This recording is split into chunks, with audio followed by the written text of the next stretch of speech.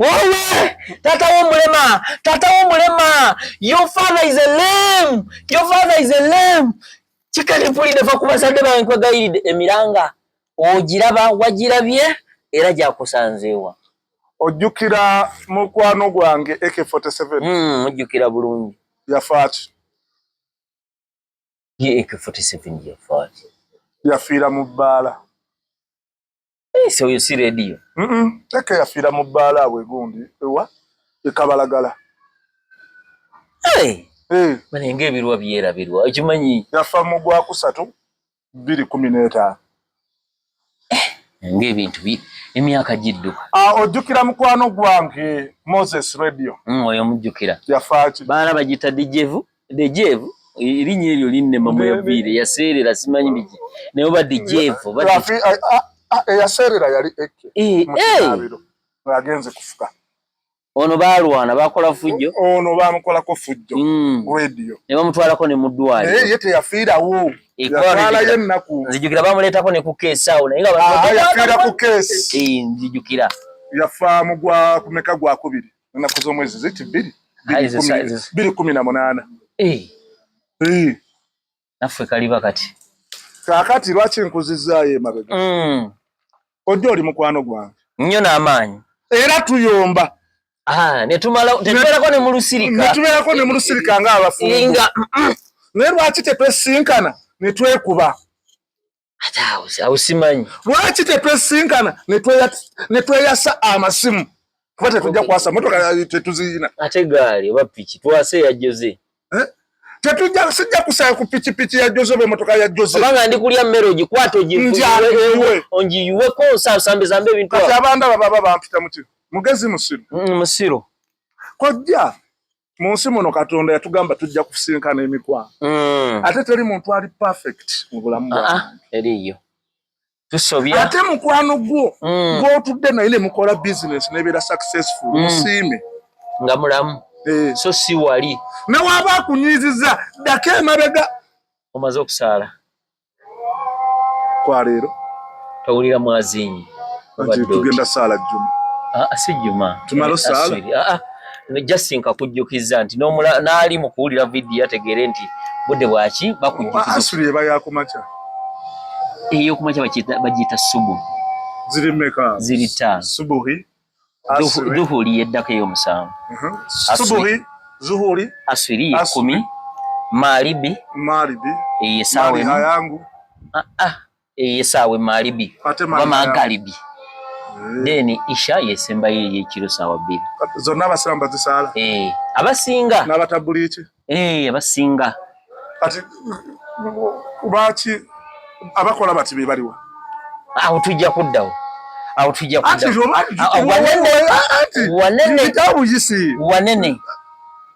wanene tusooke tusaale nedda tusooke tumalize pulogulaamu obadde okyala tetusinkana omusiraamu tekikkirizibwa kwogera nga omusiraamu akola anti tugenda kusaala kati anti gwena gy'otaalaba nze naliko wano ku mulembe gw'Amin olina emyaka emu ng'oluyimba lw'eggwanga we lukuba bwe pava oba obadde oli mu ttooyi ofuluma bufulumi tusooke tukomewo ku mulamwa tubadde kuba shawa tukwatemu anti oba oddamu kyamala okwogera kyoddamu ani shawa omwazinyi Allahu akbar ali kamera kwatamuko tumale tubalize papozingemu kati kojja olina okuwa ebintu ekitiibwa omusiraamu bw'atandika omuwa ekitiibwa n'amala okutukoowoola okuyita okwazina anti aba atujjukiza nti bajegamwe mwanguwe musevinge ku akawunti zammwe olina n'okuyiga okwazina n'akulabisanga anti okwatako wano bwoti n'okwa so shawa ne chicken bali luno wabula ebintu ebyo badde era otubaddeko linki ntire Moze Radio tubadde wa Moze Radio ngamba lwaki twafirwa radio mu bintu ebityo omanyi olunaku lugenda kukya lumu nga shawa afudde oba chicken oba chicken shawa brand nene mu Uganda she is a beautiful brand enene wano mu Uganda chicken asobola okufa mu ebyo Ebyolusa bya ddala oba si bya ddala naye mu ndaba yange ebintu bya ddala. Waliwo abajaga bali mu kwogera mu content noyasa motoka content noyasa motoka musajja mulabyeko omunga ngaliko n'ebintu endabula z'emmotoka za sente meka okitegedde noyasa motoka eri mu millions abanabo abagamba gw'omugamba naye akole yayasa motoka so nze mbadde nsaba baganda bange abo basobola okufuna omuntu asobola okubatuuza batabaganya tulina abantu ba mirundi eki 3 nze beneesiga bakafulumu kutabaganya abantu nze manyiko ngate babwereere manyiko shawa ne chicken wemba muyina ekiri emabega wammwe ekibaluma simanyi bashawa yagala muka chicken oba chicken oba sente oba kiki ne mugenda kwetta okimanyi mweyo mwaka akavuvuŋŋana kabadde w'ekiro sageeyo singa shawa yafudde singa chicken kati ali kumweyaluzira ate simanyi nga naye yandivuddewo awo ate buli omwalina abantu babamugoberera ayinza ovaawo ne poliisi bwemukwata aginnyonnyola ki famire oginnyonnyola ogigamba ki bannange bakuvuga n'ogenda nobonaabona emiranga amanyi asobola okwejjusiza mu komera nakoze kyaki kale singa chikeni yafudde mu mayinja mu macupa ogigamba otya poliisi ogigamba otya tuba tufiiriddwa abantu ab'omuzinzi mu ggwanga nze mbadde mbasaba obadde otuwa abantu 3 bwe muba mulinamu obuzibu mugendekeko mukyalo Emmengo ow'ekitiibwa Charles Peter Mayiga ate tasobolera kubagaana bonna no banda ya Nakalama fenna tuli just wano mu Uganda tulimu obusosoze mu bantu ne fenna tuli ekintu eki kimu ne mugende wakatikira abatuuze bwe muba mutiddeyo tulina papa Mr. Semakula by the way mumanyi bulungi musajja wa ddembe era olaba akanguddemu mugende mutuuleyo abakakkanyi wabawo ekibi buli omwasonyiwe munne bulamu butambule wekibalema waliwo nno ate omuntu ate banamuzuula namuzuula dda bamuyita Professor Adam oyo naye atuula ku Swabbalu eri awo ku Gaddafi Road okuliraana LDC sawa mugende woyo seeka abatuuze tebagenda bagabo bateekawo tebagenda nabaseeka abaana abakumamu obukumi omuliro nedda genda waseeka Professor Adam akutuuze okimanyi nti afulumya ne baseeka asomesa bano boolaba bakuba kerere abatendeka babasomesa busomesa obadde tomanyi nekiti bamusomesa lindaku obadde tokimanyi angenda genda Professor Adam asomesa enzi afulumya bamaseeka naga nti kati gwe era babatikkira nti gwe kati waliwo era n'ebitambaala ebyo bambala byolaba sebezolanka ojja obyegendesa ebyo basiba sekasani yatero nnyo kisiba ojja biraba awo tujja tuukawo so shawa mwenna muli bantu bange era nga bwe muli abantu bo pulezidenti oba omugenzi kikeni mwenna muli bange tumanyiganye mummanyi nange mbamanyi Cyrus obeera nnyo kumpi ne shawa bambi nsaba yogerako ne shawa akakkane ne shawa n'alabye nga yalumbiddwa bulumbwa yalumbiddwa bulungi kikeni bamulabye okukambwera akwata ogubulo kati wababa beerabiddemu omuntu ng'atudde ku dirisa ali kusuuta okimanyi ogwo musango kikeni gwe yakoze munene awagezezzaako okutta omuntu by the way kuba oyinza okuba obadde ku simu wano kati ekibulooka ekyo nga tolina kyosuubire kati akasajja kange ako kagundi kashawa kalina ebirowoozo byakaisoka katudde emmotoka n'okubejjira puresha nezituka neyekanga naafa n'ekirala kikeni wakozeemu ensobi nze abantu abamu banga Peterson totegeera oli musiru era batera nnyo naye kikeni yakozeemu ensobi banyunzeeko nno n'abakutese kubatategeera oli eno tuwera katugenda tusonda bakawala atabaani bankolera live ne bankolera video ne bavuma naye sibawuuna nze abamu bateekamu n'emyaka by the way n'amawanga mu ge tuvaamu ekintu ekibi naye kikeni yakozeemu ensobi uze erirudda wa kikeni omuntu yenna aliko obulemu teyeetaaga kusekerera by the way waliwo olugero lw'Abaganda olugamba nti omulema bamubikira agenda awafudde omuntu ng'azina. Naye kati Chicken ovaayo otya n'ogamba omusajja omukulu. By the way, n'abazadde. Kuba ono kitaffe, taata wange, taata wamwe. Era byonna bye mulimu oyo omusajja asobola okubatuuza. Bamwongeddeko n'akatata internet sebo. Taata waffe ku internet. Saawa zino kati ye musajja buli omu gwe yeegomba ayogera ebyensa. Bangi abali okwo abali mu myaka gye naye nga teboogera. Mwe bali abensa bangi. Mwe bali? Naye nti yono. Muzeeyi Magala wansi. Anti ono yabatendeka. Naye bambi Chicken nedda nze nawulidde obulumi. Abantu abagamba mbu stand tesobola kuyita mu kigambo bwe kityo. Kati okimanyi Chicken yeekolebedde mu maaso ndeke ebyo olina by'otaalabye. Waliwo ebirala. Baabadde ku live y'akabaata baaba. Chicken n'avuma taata wa. Kuva kutandikwa paka. Okuva ku paapu Zedi n'agamba laba. Namulabe bukiripa abutabika musajja wa. Wanze nvuma byonna by'oyagala naye va ku taata. Okimanyi Chicken asobola ku bazadde bange. Afuna accident etwala amagulu gonna. Bayida era taata bamukozeeko interview. Nagamba nze buno obulema nabutegeera nnyo emyaka egyo. Yes, nakirabye abaana bamenyeka accident zijja stroke zikubwa kansa n'ebirala. Si kirungi. Oshagedde. Kuvoola. Newakubadde tulina bye tuyitamu nze omuntu bw'anyinza nnyo sirumba family. Kibi kinene. Nze kintu kyonna kirabako emabega wano. Kibi. Twali mu mwaka gwa mwaka 2008-2007. Mu biseera bya Firebase awo. Ojjukira abakulu abo. Funtula, Mr. Kataala, ekibiki. Obijjukira ebyo. Ya Mirat. Tutogera ku Gagamero ne Firebase. Obijjukira ebyo. Obyali biyingiddemu naye ne Bob Wine namwebazaako ekintu kimu. Yamala n'ava ne yeetondera mwami Bidandisali. N'amugamba taata nsaba kunsaba. Buli bwali butto na busiru. Erembe ebeera neddamu nekola ki? Muzeeyi n'amusonyiwa. Era okumanya Muzeeyi Bidandi yasiima Robert Kyagulanyi Ssentamu n'amukwatira n'emmotoka n'agimuwa. Bagamba nange sikulinaako kibi. Naye Chicken yakoze ekibi. N'olyoka ovuma omusajja n'omukakkanya. Omusajja alina abaana n'abazzukulu. Omusajja alina pulani. Tayombangako na muntu, abeera nnyo tayomba na muntu, abeera mu mboozi ze. Chicken yatuleetere, Shawa yatuleetere ekipya.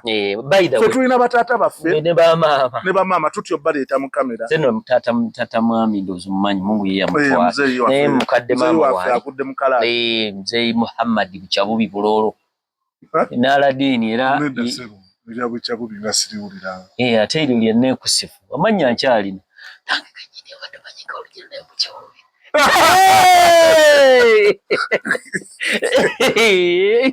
Omanyifa bakadde baffe tutya. Baleeta muki mu kamera muba mu TV. Olw'ensonga abantu bagenda basekerera. Bali bubi, balabika bubi, mbeera mbi. Shawa yamira pini. By the way. Mu Runyankole bakiyita kama mbaya ni mbaya. Oluswayiri naawe. Oli musajja Omunyankole akigambe. Ani oyo nga yeerabira Olunyankole tojjukira mu kujjapaata bwe namuwalabula ebigambo ne bimukalako simanyi byamukalako weyankongolera abulumene nga tondaba ndimukusomesa ndikumulaka bonna gamba ng'otuya nyina nga tyatya emisomo giyituze yayogera nebikerere Shawa yamira pini okuleeta taata mu kamera. Kituufu. Abamu tweta bazadde baffe nga tuze kusabiriza. By the way. Tuli wa Bruno ke tukaaba, Bruno nyambira ku maama, biki. Ne Shawa yagamba taata ono we muleeta. Era ayongeddeko mileage. Abaali sabiriza ne batuwa business. By the way. Nze yali busy. Wamulabye nga bamuwadde obusawo bwa simenti mu 35. Kampani wagirabye. Nagirabye. Kampani tugisiima. Nange taata wa Shawa ngenda muwayo emitwalo 10. Ejja Uganda? Si zaabuliwo. Sikale. Njazimu 2028 mu January. Mukama wange tetuli ku katemba. Ebintu byetuliwo. Ogazi 2028. Ngenda muwa. Wandibadde ogamba nti akunoonyeko kye twagala. Mwe abasuubiza ku live omuntu n'omutambuza ne mweyagala kumusomesa. Oludda wali n'atandika okwoza ebintu nga yakwoleza buli kimwe waka. Naye Chicken oli mukwano gwange. Fenna mikwano gyaffe. Ate njagala nnyo. Okitegedde fenna ne bambi Chicken mutuule. wemba mutidde ogende gye tubasindise wa professor mutiddeyo ebulange mutiddeyo wa papa misach mutiddeyo mugende ku legit ate wonna nno bakozi ba mwenna muri baana abagatte ate yabisobola mutuule mwami Asha abagatte abasobola oyo nze nja kunyumirwa nnyo okulaba nga ndaba Shawa azzeemu okukyala ku YouTube channel ya Chicken eri ya Pop the Balloon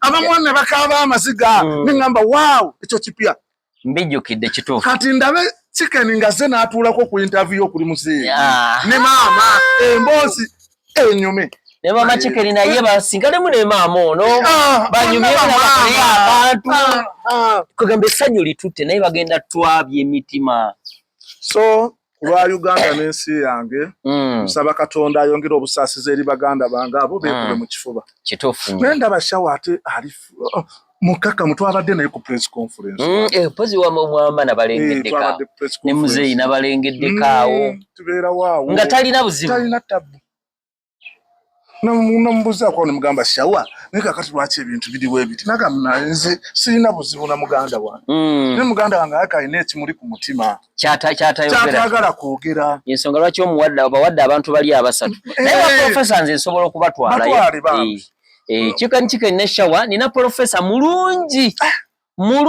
nze natiddemu bali wabale ebulange we balema ne papa we babalema okutuuka ko deni muzee wa professor wagana Paradise tugende wali wa ku legit anko wange Asha so nalabye ebintu ebyo ekiro nenzigwamu amaanyi nenzijukira abakyali bafa abazze bafa mu haati by the way mu bintu bwe bityo ebimuyitamu abantu simanyi mu content ezo stand omuntu ngaliko n'ekinuubule nendabirwa mu bagikonye kati naawe jangu okoone omanyi ku kyalo ffe twalinayo omusajja omusajja oyo bw'akomawo akaabuuka bubuusi kikomera n'agwa muntu yazimba ekikomera kino eky'obusitaani busitaani obumanyi mbumanyi tomanyi busitaani bwe buliwa ogwe nze gwoliko saakunyumizaako omugaga waffe oli yafa omuba owembwa oyo yasooka tuleetera embwa enzungu ku kyalo naye ng'embwa neweeri emmere n'ogirekamu embwa eri emmere ogirya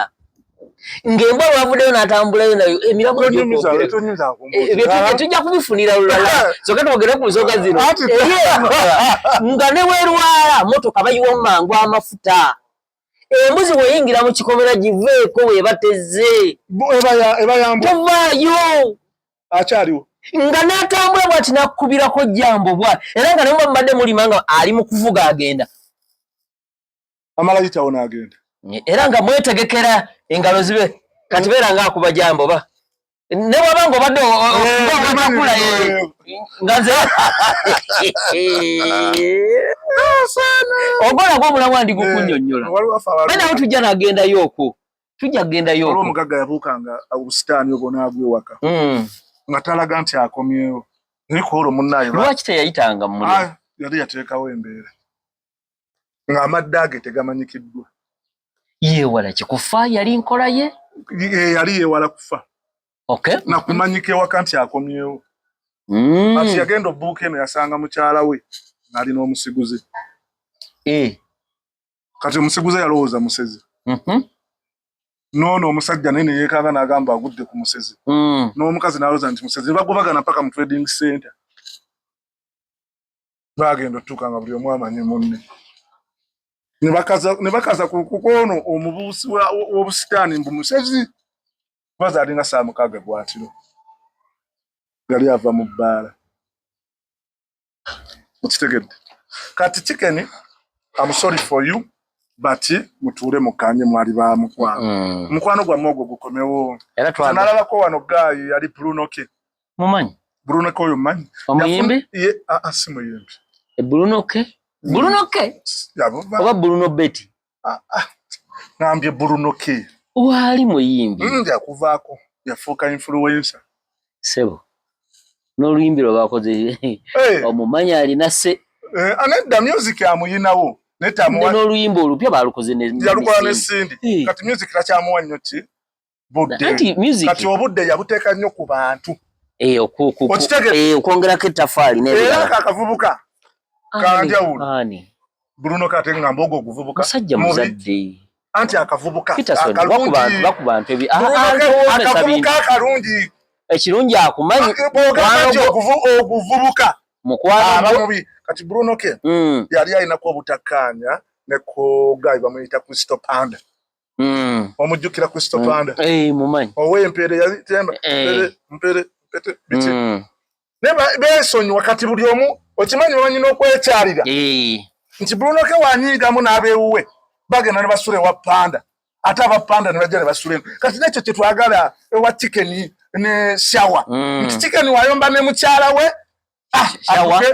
Shower ayingire mu nsonga ataawuluze anti Chicken wayomba ne mukyala we ffe twalina omusajja ewandigiyawo baali bamukwano babiri naye nga bonna banywamu bwe banywamu ne batabuka ab'esayidi eri basulawo ono n'aboono ne basula awooli kati Chicken famire ya Chicken evenga yesule ewa Shower n'aba Shower basule ewa Chicken kibayita banulaabo singa wabeerawo obutakkaanya obutabanguko wo walodis ekyo nkitegedde okitegedde owaayi kaakati tubadde tuli awo nze nsiiba ngamba bannayuganda nti dyani tesiri ate nga kye tulina mbu ekisembayo ate ekisembayo kitya dyani otaba mugagga tekuzza leka naawe sebo yabwenkanya na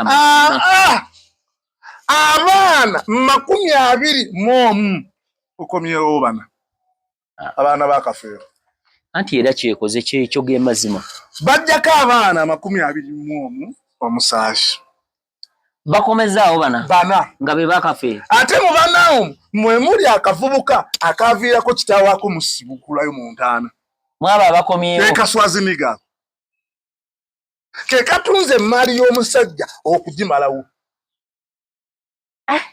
omuvubuka oyo yakoze buli kasaasiro yenna okulaba nga Kafeero ava mu ntaana kintu kibi omuntu eddembe wenkubiddemu tooki ne ŋŋamba nti dyani eno tekola abantu bagyogereddeko dyani eyo nti temalaako tekola naye olaba abaana walabye abaana abasinga abadde bafaana Kafeero tekulabikiddeko yadde noogu waliwo n'abantu ng'olabira ddala buli kimu anti okufaanana mbusi Luganda naye waliwo abantu b'endabye mazima nga bo tebaliiko na kubuuza kati ate ffe tubaddemu n'essuubi nti ono tasobola kuba mwana wa Kafeero ate be bakomere Swazi yafaanana Sebata ddayo mu bifaananyi bya Sebata nga muto ne Swazi ono omusaleko ekirivu omwambaza enkoofiira bw'oti olabe oba si Sebata ngenda kuddayo noonye vidiyo n'ebifaananyi ekiko kyo kinnumye nnyo Swazi okudda omwana wa Kafeero tugenda kola apiiro wekigaana ntudde mu mayembe tukwateko mu nsaasi ogwawa gwe ndi mu mayembe omuzimu gwa Kafeero tegusobola kwebaka nga guli malaalo ne tuguyita ne gugaana okuvaayo naye abantu bano bonna byabugagga ebyobugagga byaggwawo kati bafaaki okusika n'okutuusa okuziikulayo ki we nategeredde amaanyi g'essente weewano Swazi yatunda ennyumba zonna eza Kafeero ezaali e Kampala kooti n'etugamba buli eyagula yagula mpewo kati ndowooza bano abaagula be baapiseemu omusimbi Swazi akomewo kinnumye adire wali ku list naye ekyo tekimala tugenda kukoowoola emizimu tuyakoowoola omuzimu gwa Kafeero era tufunayo olunaku tukole live nga yakuyita muzimu gwa Kafeero googera amazima gusobola okulinnyira omuntu ku live ebintu by'emizimu bizibu omuzimu guveeyo gulaga obwenkanya kale naate nna nekyenjize abaana bakebezi abange abaana bange tobamanyi ate mbamanyi okimanyi Kafeero yali asasula school fees ow'empewo dyani ewe bantuufu Kafeero yasasula fees ow'empewo Petersoni tugende mpola tugende mpola naawe okakasa nga Kafeero mu nsi yonna yalina abaana bana just for kids waliwo kye bayita obuntu agalenzi gasatu n'akawala kamu Mumbeera musajja bwe yakube ebiseera ebyo. Olaba Kawalaata huyo si wa amaanyi. Nayo amaanyi awandiika buli mu kitabo kya Wankole alina bulugwala. Kuzimutava mu katanga oba sirimu aliyo.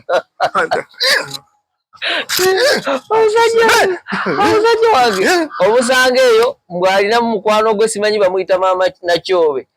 Omusanga mu kabaala nagamba kati Kawalaata. Tanywa. Tonywa tokola mwe wa maama Nakyobe gy'ogamba ono omukazi kojja. Nekiyinza osoboka. Nze maze mu ati ebbanga ddene. Naye nawona siriyo. Nempona abakazi. Nekyo kisoboka. Ne Kafeera asasudde nga fiizi w'obwereere. Akazi mwe muli bayaaye. Omulabi ali eyo Kafeera alina abaana bana only 4 kids.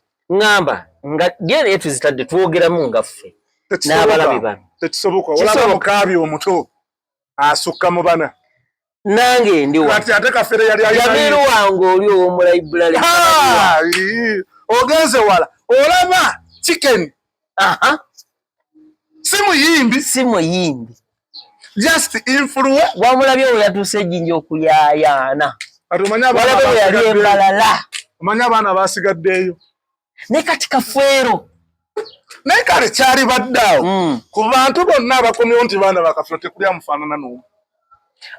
Kisoboka anedda naawe Oluganda toyogera bintu ebyo kisuusu toddamu kwogera bisiisu. Oli Muganda ate sirika biki byoyogera oli Muganda biki byoyogera kojja sirika omwana yajja afaananira ddala Kafeero gamba otya nti siwa okufaanana si Luganda ekyo nno Abaganda bakiteekawo nga balina kye bayisaawo nti okufaanana si Luganda ninga Luganda.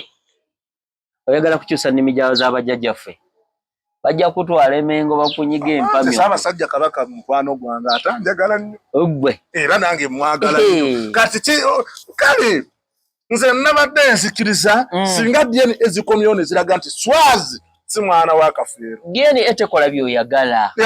Lwaki tekola byenjagala? Nedda.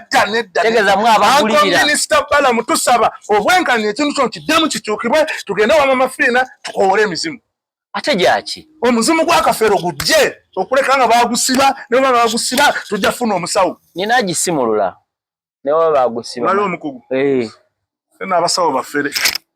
Omusawo ayinza okuteeka muno ensimbi n'azisula ne zisaasa agamba olaba ono. Olwogwe nali ngenda okkuba oluyi. Anti abalabe baba ku mabbali. Era nange nja kukeberamu. Nja kukeberamu. Kati naye ekijega. Ndabe bw'oyimiridde. Nali ne mukwano gwange kiyenje nanga lwaki tetukuba yiiti. Okimanyi nina ne mukwano gwange akugulira emyaka gy'osigaza ku nsi. Nze zange nzimanyi. Tosobola gimanyi. Lwaki nga sikimanyi. Ate nga wagiteeka. Ba ku ebyo. Era kati gwe bayinza okuwaayo 2. Omuwa mmeka? Aliwo okukebera. Si wa sente nno nnyingi. Mmeka? Mutwalo. Nze bamala dde okuŋŋamba ejjange naye saagala jjogera kye bandoozizaako. Ndi wano ndi mweraliikiri. Nina mukwano gwange kiyenje. Twagendako naye ku musawo. Tunoonya yiiti. Omusawo n'aŋŋamba. Omusawo ali ebubebbere walukaga gye yali alogera. Baali baloganga nkuba. Mbadde manyi nti okuloga bino ebintu nti ye yesimu. Yali aloga nkuba. Omusawo ali ebubebbere eyo mukugu nnyo era mu nkuba. Asobola ogikwatirira bw'ati. Abawulira beeno njite twaliko ne kwaka mwesi yajja n'alikolerako ye wajja kwaka mwesi. Tewalaba enkuba ng'ebinga bindagikwate wa. Nana bannaye mmenya mwangu y'okumaliriza show. Ati awaliwo ababadde Uganda yawona. Omanyize embeera y'omu komenti zizeeyo. N'omulala omukyala yaffa bali bamuyita Namanda. Yali mutegesi wa omanyi waliwo kezijjukidde ekyaseka. Otaddeyo posita ye yero si oyiraga nti Uganda. Linda si wano. Kikumye wala. Nnyo. Nzija. Nnyo. Nagana eyaloga Uganda teyaloga nsi yokka. Nagamba mu bifo ebiri awo byonna. From President si wano. Bakugamba. Nagamba ne Uganda. Abalogo mwebo. Olunyi olumanyi bulungi. bakugamba dayeka Peterson okuja kola wafuka kisekererwa mu ggwanga lino newe nagwa ka chairman so nawe oidegeko nagwa ka chairman nagaba kakadi oi eyiri kati wano ku bwero si chiwed kankube barebe in the few moment later ngabize Buganda wange nedda nze teri yandoga ebifo byonna atisi wandizeeko oba ku minisita minisita bamwesimbako waliwo ebifo ebiri oba MP oba biki katoze yose ba minisita abapya tulina ba minisita mukwano gwange honorable Kasolo Cheyune owaffe bamuwadde bwa President Museveni amuwadde amuwadde acting minister mu internal affairs awabadde Dr. Muganga eno bazi ntana bine bya passport ye mu oba kutambula mu bweru singa tukonerako akirizibwa okuonako mukwano gwange ebyendera maso yes bodi ndala yide ngana honorable ngena musudi yagu nino kitontwala keri bagagga benyini ngo Nicholas babu oliko president wa meeting abantu bandi lwaki tokkiriza ngo Nicholas babu wewe naye nakukabala nakula kubaluseke njagala abantu ngabo walata mugende mu kwikironi musingayo pitch bo apo yehola ku kati honorable minister bamutesaawo ne muzeyi wange ani Jesse Muyingo oye bamuwadde obwa minister wakayunga pozi abaluwero yali weruwero akoze yayambanga abaana okubasomesa biki abasomesa yenna nyini masomero aga seta ayi gonna bamuwadde obwa minister of education and sports awabadde maama Janet Katanga Museveni babakiwadde maama Nyuse anyusa awumudde emirimu awumudde obwa minister kati tebamuzizza yasabye n'agamba emyaka gyejo kati naye mukama Katonda kimanya wakati naweereza si bubi toja kusa akoze ebbanga ki 5 meka 10 kuba yasooka eri mu Kalamoja ne bamuzza wano takoze bubi n'ate kye yakoze kirungi n'agamba nedda wakyaliwo emisaayi empya kabakole nze mpulira nkooye mpumule so maama Janet Katanga Museveni n'awummulaawo n'agamba Chuba Kigabi President Museveni n'asiima mukadde wange Muyingo congratulations ba minister n'abalala bo kabo manyi anti bibadde webife bicha nze nange tomanya nekati bagenda kompa gundi bali bagala kompa representation y'omuntu wa wansi omuntu ali ku erosi banaye ngate erosi ngenda jibuta kati erosi tasobola kunnema ngenda leeta omusawo amale week namba mujja abantu ogenda bafugira ku ddogo akaluketa agamwe okimanyi ebyokola obisembeza bitandika n'okusaddaaka abantu oba oyagala basaddaakamu ebane nengeza mpangulo bwa chairman kati awolaga ngenda tambulanga ne sitampu nsooke nkugobera abantu ku kyala balina amayumba tundaago ofisi engenda nagiteeka mu kibuga ate ngero si eri eno eyekyalo buli week buli mutuusa enovamu 13 eziyamba ku chairman zaki kuyamba kuki tokola kunyambako tokola kati chairman awo oyina kola kyona beera mu misango oyina okubeerako n'emirimu gyo nedda ssebo era abagenda okunonda mu kimwanyi zooni mwesibesi biri tugenda mu kisanja kibayita kama mbaya nembaya tuwonane kesho ebyekalangala wabitegedde mumanyi nyiza okwogera ku bintu ene bantwala bubi ate batya naddala baganda bange ab'opposition ate batya bo balina ekizibu kimu nti okuba kerere gemaanyi n'okuwakanya buli kintu bamanyi kyekisinga amaanyi buli lwobeera ku muntu kyayita bio elections kintu kiba kizito obunafu bwamwe bwonna buba bwavaayo naddala gwaba baddeyo ate okugira mu linnya ly'omufu nti oli muganda wa mufu nga toli muganda wa mufu tosobola kuwanga waliwo yabadde eri NUP yaleta nti muganda wa mufu si muganda wa mufu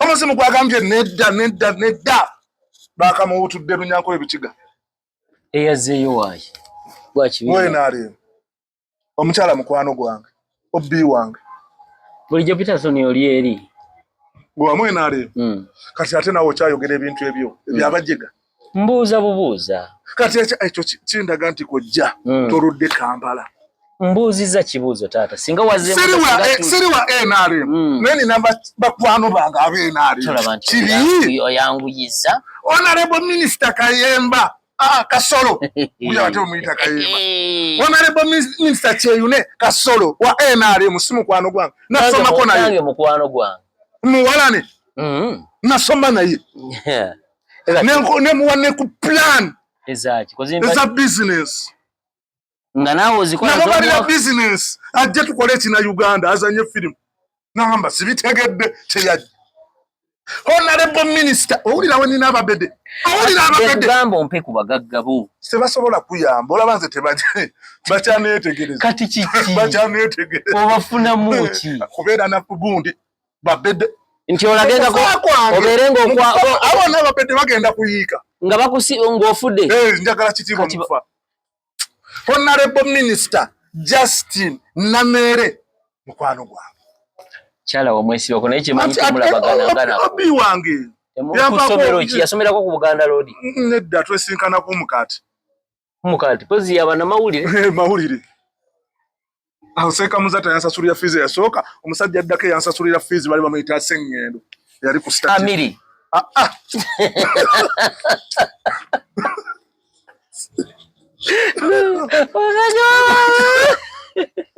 Amiri sayo omanyi obwavu obuli ku ne Amiri muyaye simwavu Amiri ala kutujjako totujjako tujayina obudde ogenda aze kyali era jagala omala mu bemu ziride kikamne nga twavu ya ndinda tu artist tugitwe yo wanawa ngamba oti anti Amiri yansomesa Amiri Sengendo naye kimanyi omufaanana mu musajja oyo bale linawe mfaanana atya Sengendo naye omumanyi wato mumanyi owakadongo kamwe upcoming takubanga plus hit ye musajja ayimba show nga asaba transport oba taweranga bagiteeka atya mu luyimba ayina waalinyikamu n'asaba transport mweje kolometa gy'abaddukirako yaba ayinamu twakolako naye tasobola buuka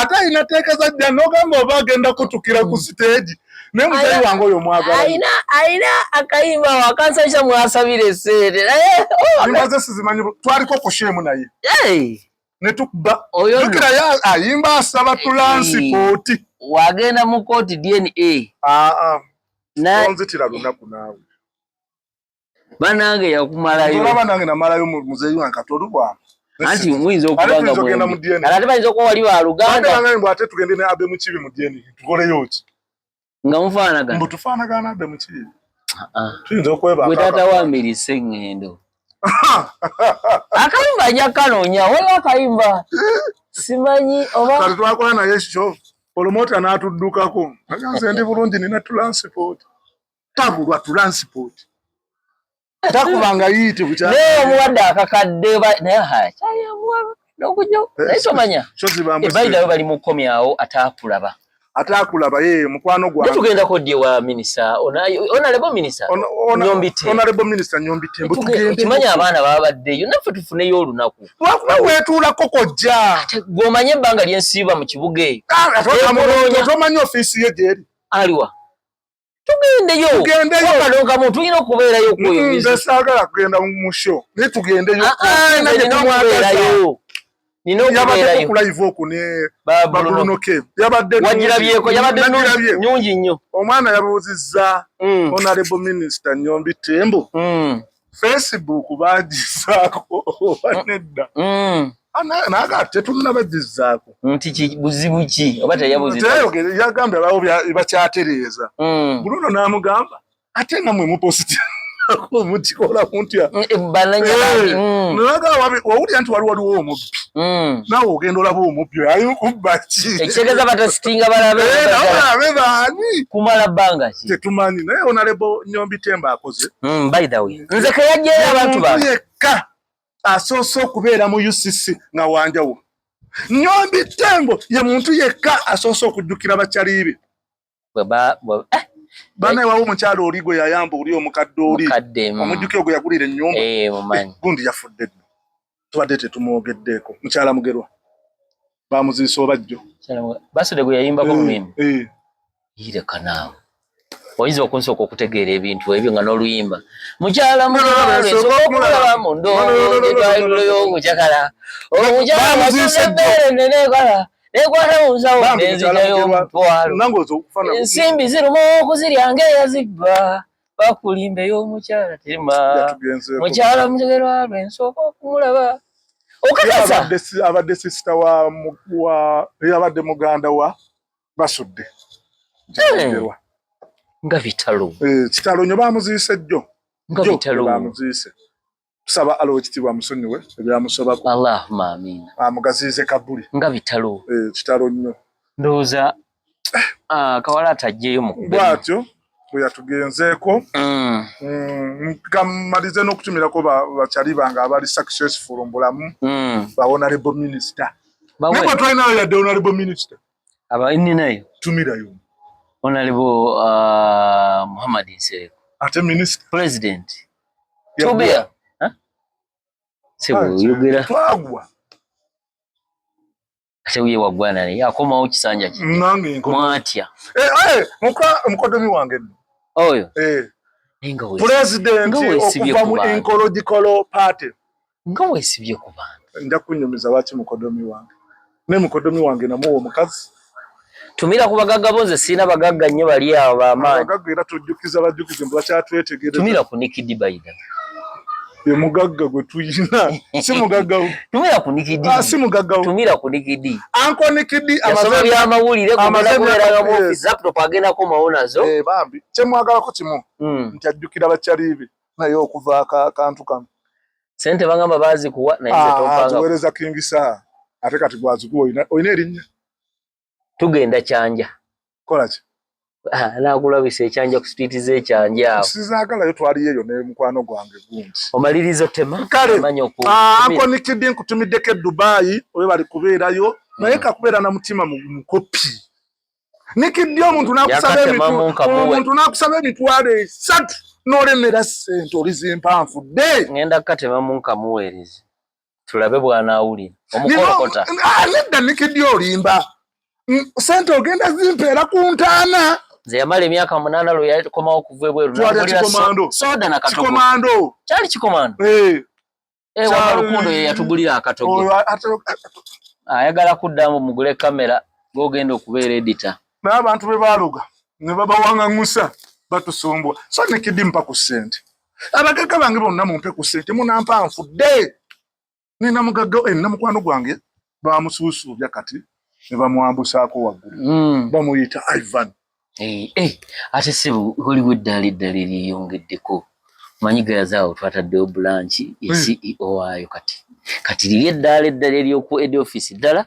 ne wano ddala so kati oba oluseko olukuba kanzijeko enkofiira CEO gayaza kiri HOD head of state head of marketing HOD yakulira customer care kati head of marketing head of customer care ne marketing bajimuwa kumpi then ne gayaza ebitibwa bijja congratulation kongola omanyi mukwano gwange nyolonge mukwano gwange CEO Gayaza Branch nsabonjo kyeyo awajja kumwenya kyemanyi ajja kumwenya namanyi Katonda alina bwakola ebintu bye naliko ne mwami Ivan oyo nga tutudde nangamba Peterson obulamu bugaani twanyumyamu kaawo byamabega bino byeggamba nangamba obulamu bugaani kangende mu Amerika ntandika obulamu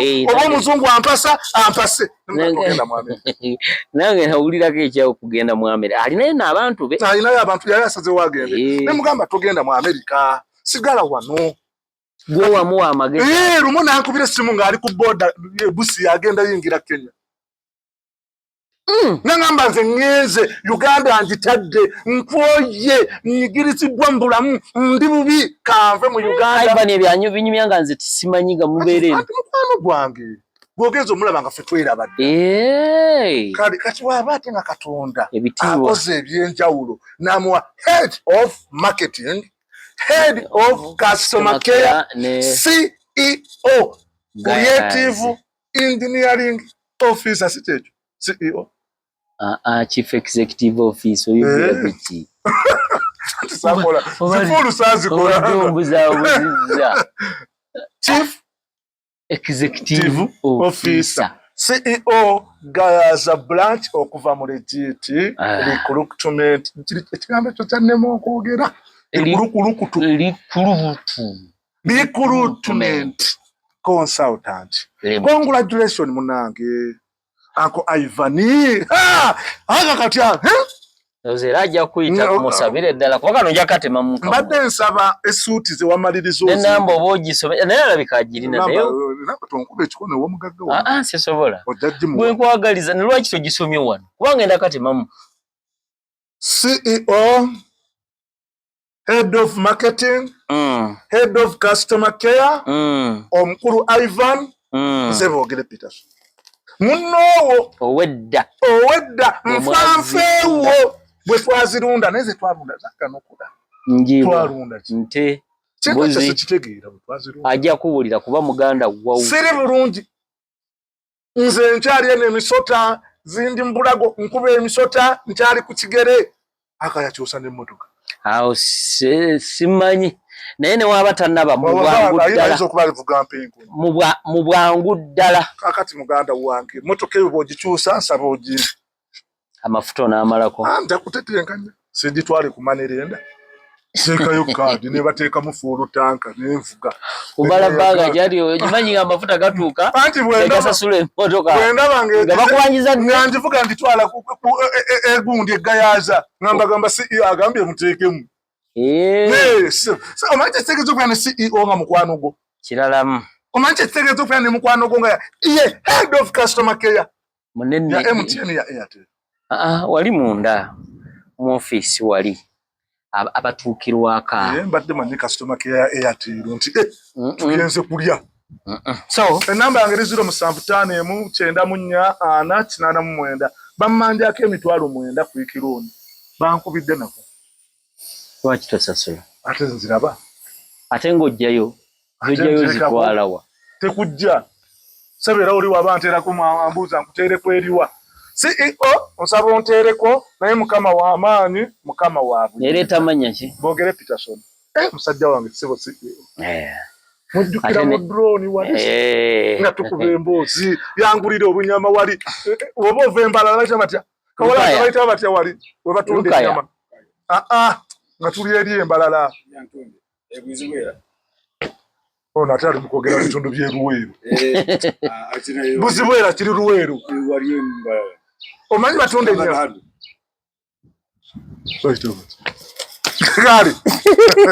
Fezo promotions ye channel kwekumira okubeera nga nkutuusako ebyaka bye by'omulembe okalabirawa oli ludawa Abu Dhabi, Saudi Arabia, Dubai, Qatar, Jordan, Turkey, USA bannange ne South Africa nayo gye muli mwe bali kubeera nga mulabira ku channel yaffe Enganzi musubscribing gwatanaba kukikola nawe yakimalidda gambako ne muno naye akikole akagamba ako nze nabagamba nja basomesa mpaka ku last akagamba kukabeera kamyufu bw'oba tonna subscribinga naye bw'omala okakoonako kafuka ka black ne kabeera subscribed ku mabbali g'akagamba ako waliwo akade ako nfwegayede kanyigeeko oselectinge all olojja kuba ofuna notifications njagala obeere nga bweteekayo ogwasooka okkekkanya akantu kali awo kalinga kaggalo mubimanyi bannaye musiba ku social medias Facebook biki mumanyi engeri gye balayikingamu ekintu kona ku kigalo ekyo layikinga sharinga commentinga otugambe nze gundi ndabira jindi bane muntu mirangako